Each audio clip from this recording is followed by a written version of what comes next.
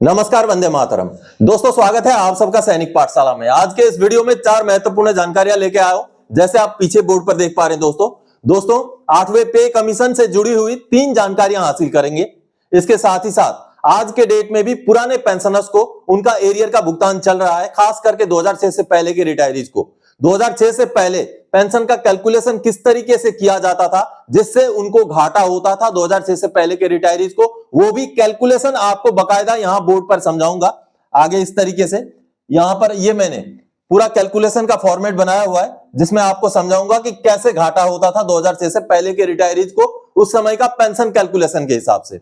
इसके साथ ही साथ दोस्तों, आपका रिटायरमेंट के समय में क्या सही बेसिक पे लेकर के आपका पेंशन फिक्स हुआ है, यह चेक करना बहुत ज्यादा जरूरी है, क्योंकि ऐसे मसले सामने आ रहे हैं जिसमें रिटायरमेंट के टाइम का बेसिक पे गलत लेकर पेंशन फिक्स कर दिया।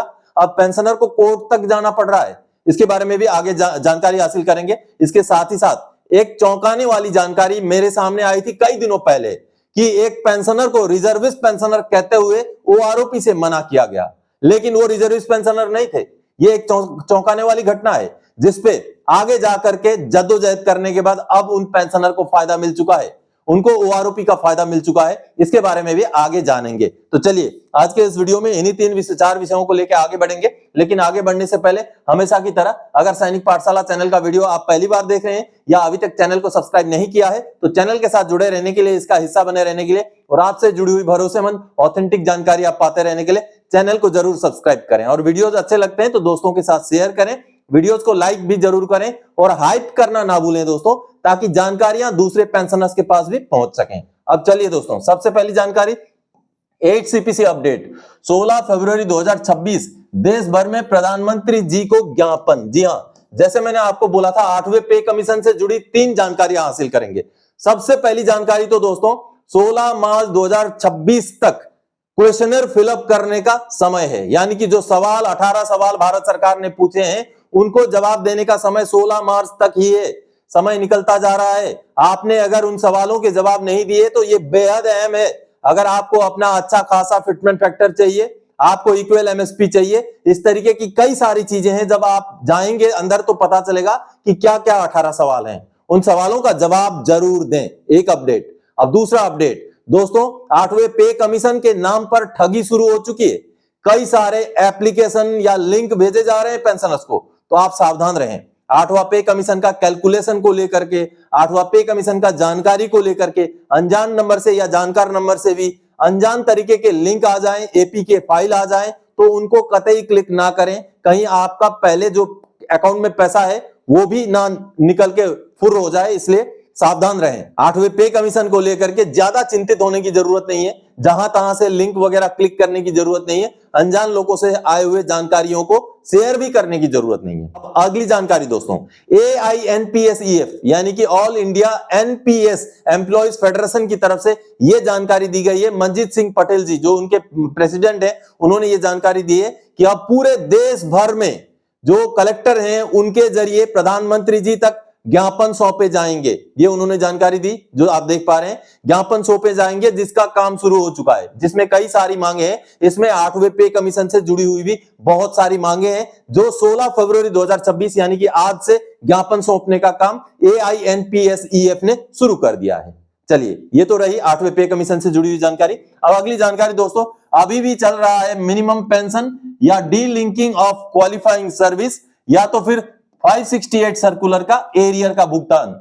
पेंशन कैलकुलेशन में फर्क समझें। जी हां दोस्तों 2006 से पहले के जो रिटायरीज थे उनको पेंशन में घाटा होता था।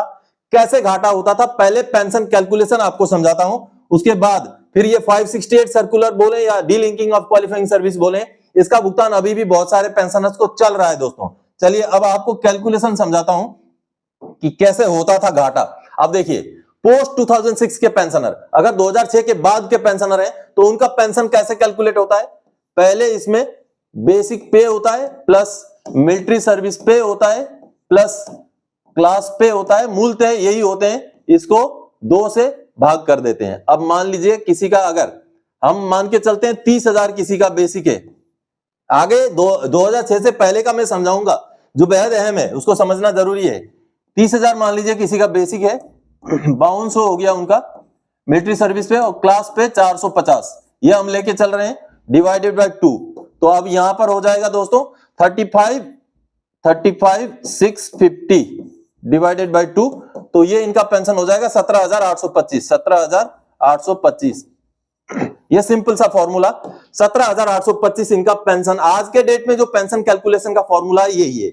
आपका ये जो इमोलुमेंट्स हैं, आखिर टाइम के आपके जो इमोलुमेंट्स हैं उनको जोड़ करके लास्ट रिकॉनेबल इमोलुमेंट बनाया जाता है, जो ये है, और इसको 2 से भाग कर दिया जाता है। जो रिजल्ट निकलता है वही आपका बेसिक पेंशन कहलाएगा। लेकिन 2006 से पहले क्या होता था उसको समझिए, जिसका भरपाई के रूप में डीलिंकिंग ऑफ क्वालिफाइंग सर्विस या 568 सर्कुलर आया था। चलिए 2006 से पहले होता क्या था, पेंशन कैलकुलेशन का फॉर्मूला होता था बेसिक पे का बेसिक पे, ठीक है। फिर एमएसपी उस समय में नहीं होता था, लेकिन फिर भी मैं आपको समझाने के लिए एमएसपी ले रहा हूं। एमएसपी नहीं होता था 2006 से पहले, लेकिन समझाने के लिए, क्योंकि इसी अमाउंट को मैं आपको समझाना चाहता हूं आगे। एमएसपी प्लस क्लास पे का ऑलरेडी आधा कर दिया जाता था, क्लास पे का आधा को लिया जाता था पेंशन कैलकुलेशन में दोस्तों, ठीक है। उसको 2 से डिवाइड किया जाता था into qualifying service divided by 33 से उसको भाग भी किया जाता था, ठीक है। अब देखिए क्या बनेगा कैलकुलेशन, हम इसी आंकड़े को लेके चलते हैं। 30,000 रुपए हमने बेसिक लिया था, प्लस 5200 हमने मिलिट्री सर्विस पे लिया, प्लस क्लास पे 450 लिया था, यहां पर आधा हो जाएगा 225 हो जाएगा, इनटू एक 17 साल लेंथ ऑफ सर्विस के सिपाही का हम कैलकुलेशन कर रहे हैं, तो 17 साल में 5 साल का वेटेज भी जुड़ेगा। जैसे ग्रेचुइटी में जुड़ता है, उस समय में भी 5 साल वेटेज जोड़ा जाता था, जब तक 33 साल नहीं पूरा होता तब तक के लिए। तो 17 5 22 साल का उनका हो जाएगा लेंथ ऑफ सर्विस, जिसको 33 से भाग किया जाता था, इसको अब 2 से भाग करेंगे। अब ये बन जाएगा दोस्तों कितना, ये बन जाएगा 35,425 डिवाइडेड बाय 2 इनटू, अब ये देखिए ये कितना कम बन जाएगा, देखिए अब ये बन जाएगा 0.67। अब देखिए अब पेंशन का कैलकुलेशन कैसे बनेगा, 17,713 इंटू 0.67, अब देखिए 11,868 रुपए। देख लीजिए हमने सेम इमोलुमेंट्स लिए। 2006 के बाद ये तरीका होता था पेंशन कैलकुलेशन का, 2006 से पहले ये तरीका होता था। तो इस क्वालिफाइंग सर्विस को जोड़ देने की वजह से पेंशन में इस तरीके से घाटा होता था। देखिए इसको गुणा करने की वजह से ये पेंशन घाटे में आ गया। तो ये जो घाटा है, अगर हम पेंशन कैलकुलेशन का फॉर्मूला देखें, उसी बेसिक में, उसी मिलिट्री सर्विस पे में, लगभग उसी क्लास पे में 2006 से बाद 17,825 पेंशन, 2006 से पहले को 11,868 रुपए पेंशन। अब इसको भरपाई करने के लिए 568 सर्कुलर निकाला गया, जिसको डीलिंकिंग ऑफ क्वालिफाइंग सर्विस भी कहा जाता है। ये हुआ लिंकिंग ऑफ क्वालिफाइंग सर्विस, जिसको लिंक करने की वजह से घाटा हुआ, उसी का भरपाई का सर्कुलर होने की वजह से उसको डीलिंकिंग ऑफ क्वालिफाइंग सर्विस भी कहते हैं, जिसका भरपाई जनवरी 2006 से दिया गया। अब मान लीजिए कोई 1990 के रिटायरी हैं, 1990 में भी उनको तो ये घाटा हुआ है, तो 1990 से लेके 2005 तक का कोई हिसाब किताब ही नहीं है, केवल उनको 2006 से दिया गया। हालांकि ये मिनिमम पेंशन का हिसाब किताब है दोस्तों। चलिए इस तरीके से उनको घाटा होता था, तो उस घाटे को भरपाई करने के लिए डीलिंकिंग ऑफ क्वालिफाइंग सर्विस वाला ये सर्कुलर लागू किया गया। लेकिन इसको भुगतान होने के लिए ये पाया गया कि कई सारे पेंशनर्स बचे हुए हैं, खास करके फैमिली पेंशनर्स बचे हुए हैं। अगर आपको 2016 के अक्टूबर का सर्कुलर था, ये 2016 के अक्टूबर के बाद अगर डीलिंकिंग ऑफ क्वालिफाइंग सर्विस या 568 सर्कुलर का एरियर नहीं मिला है, तो आपको सीपी ग्राम्स में जरूर ग्रीवेंस डालना चाहिए। पिछले 2-3 साल में बहुत सारे ऐसे पेंशनर्स को 568 सर्कुलर का एरियर बाद में मिला है। चलिए अब अगली जानकारी दोस्तों, एफएसए और पीपीओ चेक किया तो बढ़ गया पेंशन, कोर्ट ने भी दिया आदेश, नया पीपीओ निकलेगा। जी हां दोस्तों आपका रिटायरमेंट के टाइम में आपका बेसिक पे कितना था, जरूर चेक करना आप। कहीं आपका सही बेसिक पे लेकर आपका पेंशन फिक्स किया गया, या कहीं गलत कम करके तो नहीं फिक्स किया गया। ऐसे मामले में जब पेंशनर जागरूक होते हैं तभी उनको सही हक मिलता है। अब एक पेंशनर ने जब ग्रीवेंस वगैरह डाला, काम नहीं बना, तो वो कोर्ट में चले गए। अब माननीय कोर्ट ने बिल्कुल सख्त फैसला दिया है कि उनका रिकवरी भी हुआ था, उसको भी वापस करो, और सही उनका बेसिक पे के हिसाब से सही पेंशन कैलकुलेशन करके उनका सही फायदा दिया जाए। चलिए कोर्ट का ऑर्डर देखते हैं। दोस्तों सामने आप माननीय एएफटी लखनऊ बेंच का 12 फरवरी 2026 का आदेश देख पा रहे हैं। इस आदेश के जरिए माननीय कोर्ट ने आखिरी समय पर पेंशनर का रिटायरमेंट के समय पर जो बेसिक पे था उसको लेते हुए पेंशन रिवीजन करने का आदेश सुनाया है। दोस्तों कई केसेस में ऐसा देखा गया है कि आखिरी समय में जो बेसिक पे होता है, जो आखिरी पेमेंट होता है, उसके बजाय पेमेंट को कम लेकर के पेंशन फिक्स किया जाता है। तो ऐसा ही केस इन पेंशनर का भी था जिनका आखिरी रिटायरमेंट के टाइम में बेसिक पे 67,000 पहुंच चुका था, लेकिन उनका पेंशन फिक्स करते टाइम 65,000 रुपए लेकर के उनका पेंशन फिक्स किया गया, जो कि 2,000 रुपए कम कर दिया और उसकी वजह से 2,21,583 रुपए का उनसे रिकवरी भी कर दिया गया।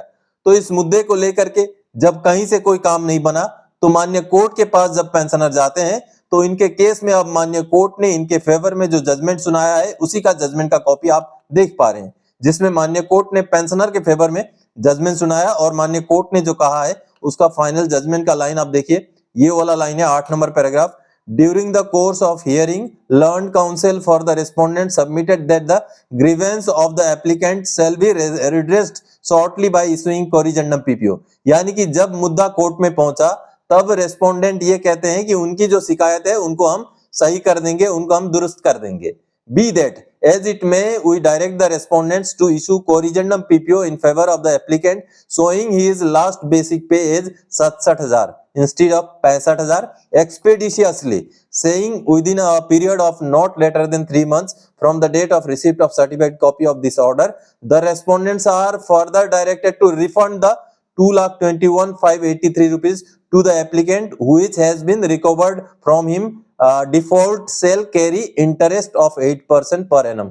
यानी कि देखिए जब कोर्ट के पास जाते हैं पेंशनर तब जाकर के वहां जाकर के सरकारी पक्ष भी इस बात को एक्सेप्ट करता है कि जो शिकायत डाली गई है उसको हम सुलझा देंगे, उनका जो पेंशन बढ़ोतरी है 67,000 रुपए बेसिक पे के हिसाब से वो दे देंगे। तो रिटायरमेंट के समय में आपका बेसिक पे क्या लिया गया, जो आपका आखिरी बेसिक पे था सर्विस के दौरान का, क्या उसी को लेकर के पीपीओ में आपका पेंशन फिक्स किया गया?